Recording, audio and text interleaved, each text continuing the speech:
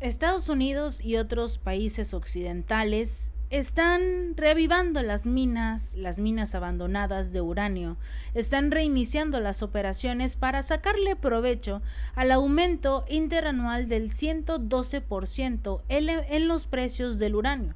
De acuerdo con Bloomberg, 5 productores estadounidenses están rehabilitando las minas en Wyoming, Texas, Arizona y Utah, donde la minería prosperaba antes de la catástrofe de Fukushima en Japón en el 2011. Los precios del uranio se desplomaron después de esta lamentable situación, cuando países como Alemania y Japón emprendieron planes para gradualmente ir eliminando los reactores nucleares. Pero recordemos que actualmente la economía y la energía de Estados Unidos se basa por lo menos una gran parte en lo que son las centrales nucleares. Todo el uranio lo están comprando desde Rusia. Recordemos que hay sanciones de todo, menos del uranio ruso, porque es algo que utiliza actualmente Estados Unidos y a la diferencia de la Unión Europea, no es tonto. No va a perder su ingreso energético, no va a generar un gasto todavía mayor a los ciudadanos, simple y sencillamente por un par de sanciones contra Moscú. Entonces ellos siguen comprando el uranio ruso. Alrededor del 40% de lo que utilizan actualmente las plantas nucleares de Estados Unidos proviene del uranio ruso. Entonces, lo que busca Estados Unidos es dejar de depender, si bien, del uranio ruso, hacerlo poco a poco y reactivando el uranio del propio país. Se prevé que la demanda de uranio aumente drásticamente a medida que los países recurran cada vez más a la energía nuclear para hacerle frente al cambio climático o a la idea del mismo. El Organismo Internacional de Energía Atómica calcula que el mundo necesitará más de 100,000 toneladas de uranio al año, de aquí al 2040, lo que va a exigir, por supuesto, casi duplicar la extracción y el procesamiento respecto a los niveles actuales. Pero, ¿quién es el principal exportador de uranio? El que controla la mayor cantidad del uranio enriquecido, el que se utiliza para las plantas nucleares, Rusia. Todo el control, todo el procesamiento del uranio proviene principalmente de Rusia. Tiene unas enormes fuentes y cantidades de fábricas dedicadas precisamente a este procesamiento. Saben cómo hacerlo de forma segura, saben cómo hacerlo de forma rápida para poder vender una gran cantidad. Y este tipo de tecnología es algo que va a necesitar no solo Estados Unidos, sino también la Unión Europea, África o cualquier nación que pueda extraer un poco de uranio. Sobre todo si va a pasar prácticamente lo mismo que el litio. No solo se requiere la extracción del mismo, sino saber cómo procesarlo para crear diversos productos que más adelante saldrán al mercado y van a costar millones. El problema es aquí que Estados Unidos no tiene toda esta infraestructura que posee Rusia. Rusia se ha encargado de actualizarse, de modernizar todas y cada una de sus maquinarias precisamente para impulsar y estar en el mercado en el momento justo.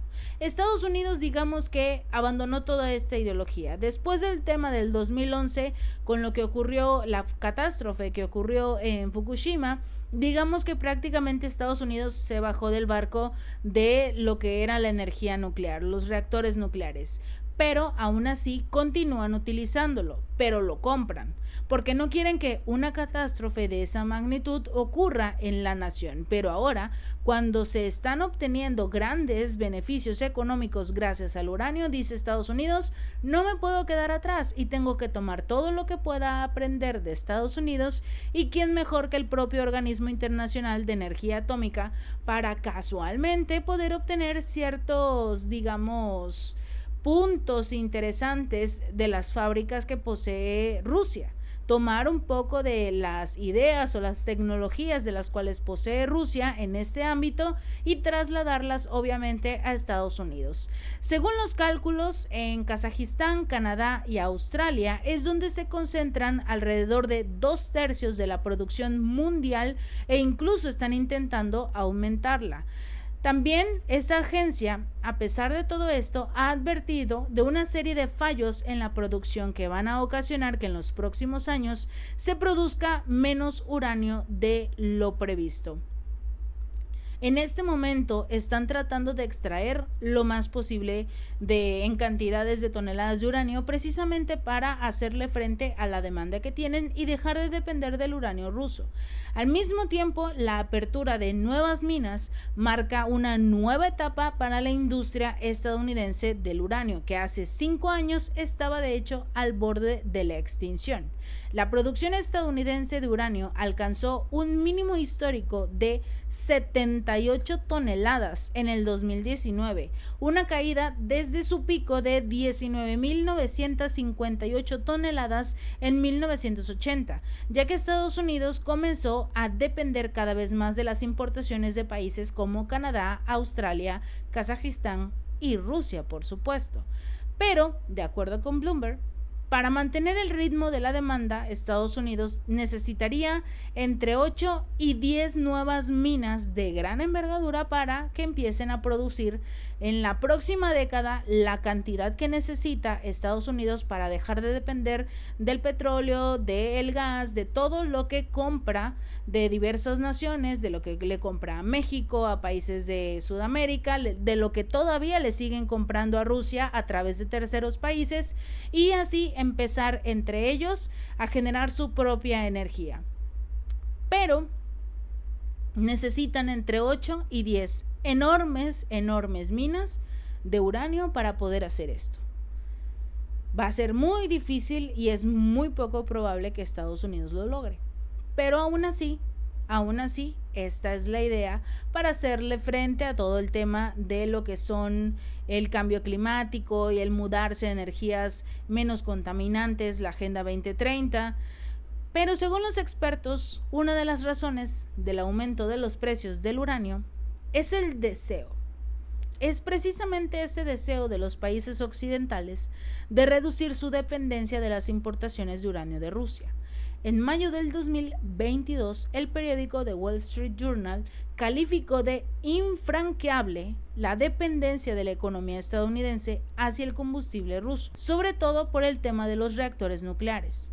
En el 2022, Estados Unidos pagó alrededor de $1,000 millones tan solo por uranio ruso.